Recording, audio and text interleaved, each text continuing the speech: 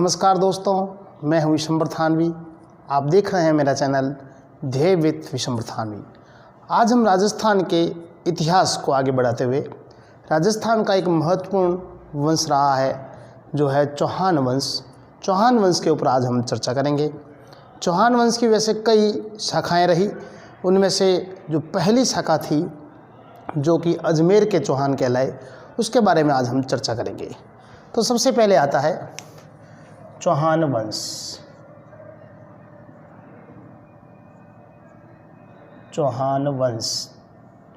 अब चौहान वंश की उत्पत्ति कैसे होती है, इसके स्रोत कौन से हैं, इसके बारे में सबसे पहले हम चर्चा करते हैं।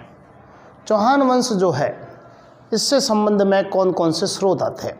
स्रोत की देखें तो सबसे पहले आता है पृथ्वीराज रासो। पृथ्वीराज रासो जो कि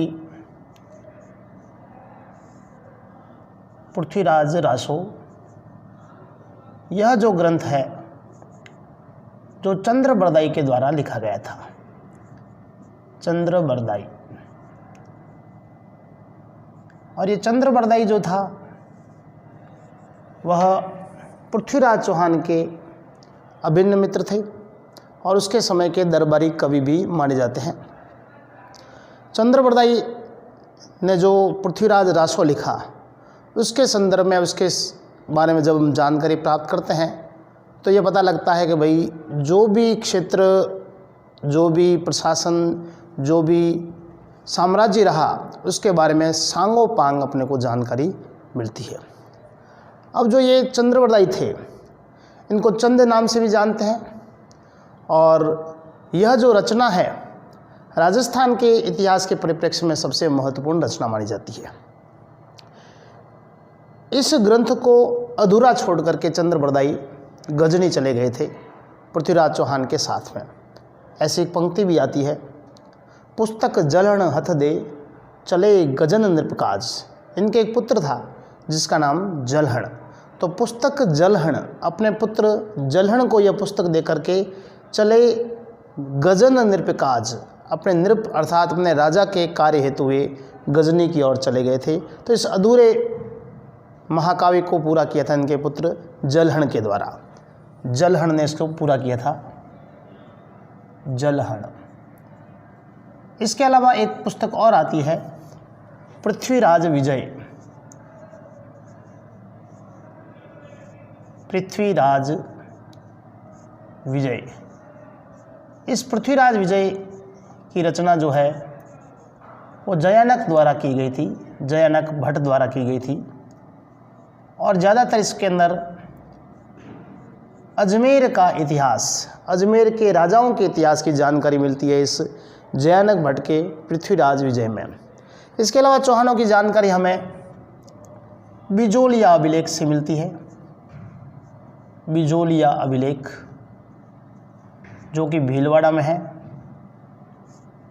बिजोलिया अभिलेख गुणभद्र द्वारा, जैन कवि लोलट, इन सब की जानकारी अपने को इसमें मिलती है। बिजोलिया अभिलेख भीलवाड़ा में है, गुणभद्र द्वारा रचित है। भीलवाड़ा, गुणभद्र।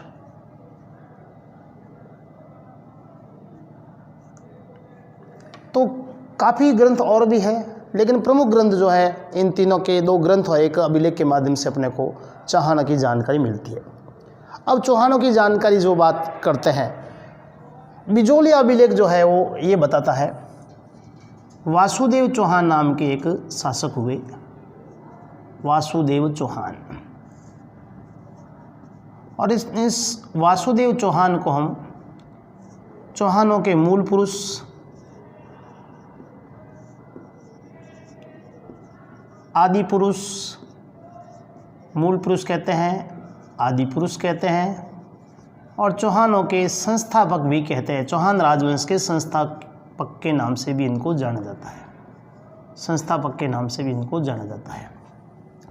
अब इनका जो साम्राज्य क्षेत्र था, इसकी जानकारी हमें बिजोलिया अभिलेख में मिलती है। ये जो बिजोलिया का अभिलेख है, इसके अंदर ये जानकारी मिलती है कि जो वासुदेव चौहान जो था, सपाद लक्ष्य जो कि सांबर झील के आसपास का जो क्षेत्र था, वहाँ पे इसकी सत्ता रही। और इन्होंने अपनी जो राजधानी है अहिछत्रपुरम को बनाई। अपनी राजधानी अहिछत्रपुरम, अहिछत्रपुरम जो है वो नागौर को कहा जाता है वर्तमान में। अहिछत्रपुर को अपनी राजधानी बनाई। जो वर्तमान में नागौर है वो अहिछत्रपुरम के नाम से जाना जाता था। इनका जो क्षेत्र था सपादलक्ष सांबर के आसपास का क्षेत्र है। अब बिजोली अभिलेख ये भी कहता है कि वासुदेव चौहान के द्वारा सांबर झील का निर्माण कराया गया। सांबर झील का निर्माण। अब हम लोग यहाँ थोड़े कंफ्यूज हो जाते हैं कि सांबर झील जो है वो अपने आप में एक प्राकृतिक झील है, परंतु जो बिजोली अभिलेख है उसके तहत बताया गया है कि 551 ईस्वी में, 551 ईस्वी डेट याद रखनी बहुत ज़रूरी है, इससे संबंध में प्रश्न आता है। 551 ईस्वी में वासुदेव चौहान के द्वारा इस झील का निर्माण कराया गया था। ये सबसे महत्वपूर्ण प्रश्न बनता है। अब वासुदेव चौहान के द्वारा चौहान वंश की स्थापना की जाती है। अब यहीं से चौहानों की अलग अलग शाखाएं निकलती है। तो देखिए चौहानों की अलग अलग शाखाएं कौन कौन सी हैं। चौहान वंश, मूल पुरुष जो है, सभी चौहानों के जो मूल पुरुष है वो वासुदेव चौहान। सबसे पहले शाखा आती है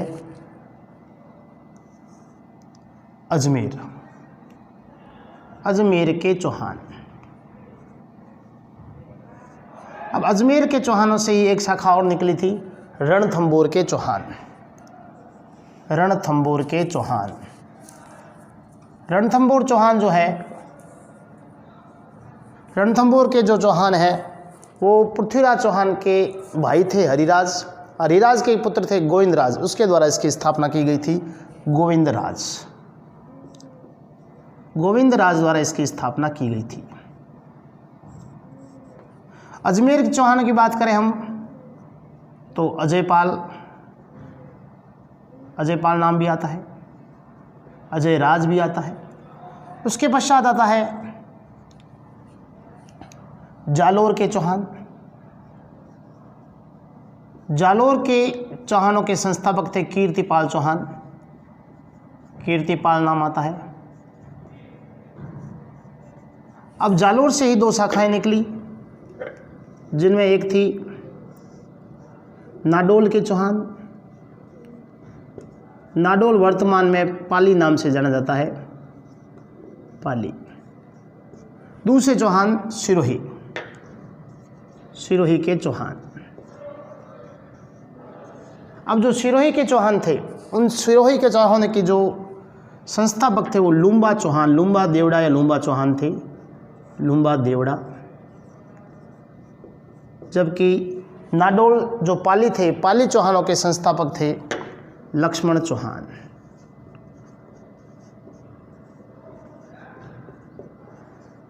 इस विषय में हम आगे चर्चा करेंगे, जालोर, नाडोल, सिरोही, रणथंबोर। आज हम चर्चा करेंगे चौहान, जो कि अजमेर के।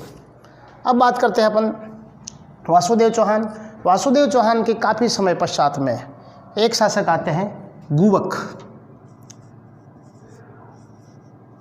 गुवक जो थे, गुवक प्रथम के नाम से जाने जाते हैं। ये जो गुवक थे वो गुर्जर प्रतिहार थे, उसके सामंत रहे। काफ़ी समय सामंत रहने के पश्चात उनके दिमाग में आया, नहीं, मुझे अलग से एक साम्राज्य की स्थापना करनी चाहिए।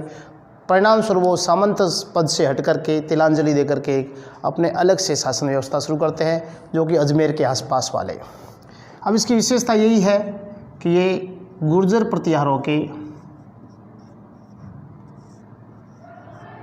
प्रतिहार के सामंत थे।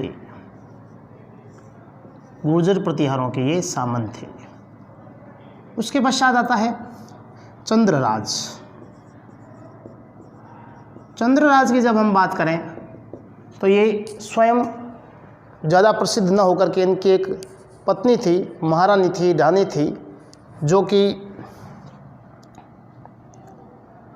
रुद्राणी के नाम से जानी जाती थी। रुद्राणी। आत्मप्रभा वास्तविक नाम था, आत्मप्रभा। और ये रानी जो आत्मप्रभा थी वह योग साधना में दक्ष थी, योगिक क्रियाओं में परिपूर्ण थी। परिणाम स्वरूप यह एक तो शिव जी की भक्त थी, शिव की अनन्य भक्त थी, और शिव भगवान की अनन्य भक्त होने के परिणाम स्वरूप इसका नाम भी पड़ा रुद्राणी। एक बड़ी विशेषता आती है, प्रश्न बन सकता है परीक्षा में, ये अपने सिर पर 1000 जलते दीपक रख करके शिव जी की आराधना करती थी, रखकर शिव जी की आराधना करती थी, शिव जी की पूजा करती थी। इसके अलावा अगला आता है चंद्रराज के बाद में विग्रहराज। विग्रहराज द्वितीय बड़ा फेमस हुआ है और चतुर्थ इससे भी फेमस हुआ है। तो विग्रहराज द्वितीय की बात यह है कि इन्होंने भरूच में, जो कि गुजरात में है, गुजरात भरूच, यहाँ पर आशापुरा माता का मंदिर बनाया, आशापुरा माता का मंदिर। और ये आशापुरा माता जो है वो चौहानों की कुल देवी जानी जाती है। इन्होंने जो चालुक्य शासक थे, मूलराज, गुजरात के शासक थे, उनको पराजित किया था। उस समय के सबसे ताकतवर राजा थे, मूलराज को हराया, मूलराज को पराजित किया, मूलराज को हराया। ये इनकी सबसे प्रमुख उपलब्धि रहती है, जो कि है विग्रहराज द्वितीय। विग्रहराज द्वितीय के बाद हम चर्चा करें तो उसके पश्चात आते हैं अपने अजयपाल, अजयराज, अजयपाल या अजयराज। 1113 में अजमेर की स्थापना की, अजमेर दुर्ग बनाया, ये इनकी सबसे बड़ी उपलब्धि रही। अजमेर की स्थापना, अजमेर के दुर्ग गढ़वीठली का निर्माण कराया गया। इन्होंने अपनी जो पत्नी थी सोमलेखा, सोमलेखा के नाम से सिक्के भी चलाए, चांदी के सिक्के चलाए, और एक अपने नाम पर भी चलाए जिसका नाम था श्री अजय प्रिय द्रम्स, और ये चांदी के सिक्के चलाए, चांदी के सिक्के चलाए। अब ये इनके एक पुत्र थे जिसका नाम था अर्णोराज, और अपने उत्तराधिकारी का चयन अपने जीते जी जिंदा रहते इन्होंने कर दिया था और अपने पुत्र अर्णोराज का यहाँ का शासक बनाया। इसके पश्चात आता है अर्णोराज। अर्णोराज को स्वयं ही उत्तराधिकारी घोषित कर दिया और अपने रहते ही अर्णोराज वहाँ के शासक बने। अर्णोराज की प्रमुख उपलब्धियों में ये आता है, अर्णोराज ने आना सागर झील का निर्माण कराया, आना सागर झील का निर्माण कराया। अब अर्णोराज जो थे उनके काल में तुर्कों के बार बार आक्रमण हुआ करते थे। तुर्कों के बार बार आक्रमण होने के परिणाम स्वरूप वहाँ की जो जनता है वो अर्णोराज के पास जाती है और उन्हें अपनी व्यथा सुनाती है कि हम बार बार परेशान हो रहे हैं, तुर्क बार बार आक्रमण कर रहे हैं, हमारी जो बस्तियां हैं उनको तबाह कर रहे हैं, आप हमारे लिए कोई साधन उपलब्ध कराएं या उनको नष्ट करें, इस प्रकार की आप किसी योजना बनाएं। परिणाम स्वरूप अर्णोराज अपनी सेना लेकर के तुर्कों को वहाँ से हटाने के लिए, उनका समूल विनाश करने के लिए अपनी सेना, जो कि नाग पहाड़ और तारागढ़ पहाड़ी के मध्य में बड़ा मैदान था, उसके बीच में युद्ध करते हैं और तुर्कों की सेना को बुरी तरीके से पराजित कर देते हैं। परिणाम स्वरूप तुर्क काफ़ी मात्रा में मर जाते हैं, कुछ लोग वहाँ से भाग जाते हैं। अब कुछ समय पश्चात अमन शांति चैन था, लेकिन फिर वही जनता अर्णोराज के पास पहुँचती है और उन्हें बताती है कि जिस क्षेत्र में युद्ध हुआ उस क्षेत्र में भयंकर बदबू आ रही है, लाशें हैं, उनके अपार भंडार पड़े हैं और उस लाशों के द्वारा हमें बदबू आ रही है, महामारी भी फैल सकती है। परिणाम स्वरूप तारागढ़ दुर्ग, तारागढ़ पहाड़ी और नाग पहाड़ी, इसके पास में ही चंद्रावती नाम की एक नदी बहा करती थी, वर्तमान में जिसको लूणी के नाम से जानते हैं। उस लूणी नदी का मुख मोड़ करके उस क्षेत्र की पूरी सफाई कर देते हैं। सफाई करने के पश्चात उनके दिमाग में एक विषय आता है, क्यों न इस पानी को रोक करके यहाँ पे एक झील का निर्माण कर दिया जाए। परिणाम स्वरूप इस चंद्रावती नदी या लूणी नदी के पानी को रोक करके एक तरफ पाल बना करके इस आना सागर झील का निर्माण किया जाता है 1137 में। 1137 आना सागर झील का निर्माण किया जाता है। आना सागर झील का निर्माण करने के बाद इस झील के किनारे एक बारादरी का निर्माण जो है वो शाहजहां द्वारा किया जाता है। शाहजहां जो है वो इस बारादरी का निर्माण करते हैं। इसके अलावा इसके पास में एक सुभाष उद्यान भी है वर्तमान में।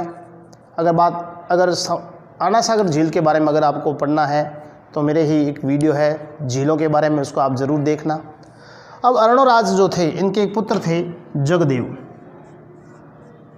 जगदेव जो थे, इन्होंने अपने पिता को ही मार दिया और खुद शासक बन गए। इस प्रकार से चौहान शासकों में चौहान वंश में पहले पितृहंता कहलाए जगदेव। जगदेव पहले पितृहंता, पहले पितृहंता चौहानों के, पहले पितृहंता कहलाए। इसके पश्चात विग्रहराज चतुर्थ पृथ्वीराज चौहान, इसके बारे में हम नेक्स्ट वीडियो में चर्चा करेंगे, नेक्स्ट वीडियो में पढ़ेंगे। तब तक आप मेरे चैनल देव विथ विश्वम्भर थाने को अवश्य लाइक, शेयर व सब्सक्राइब करें। Thank you.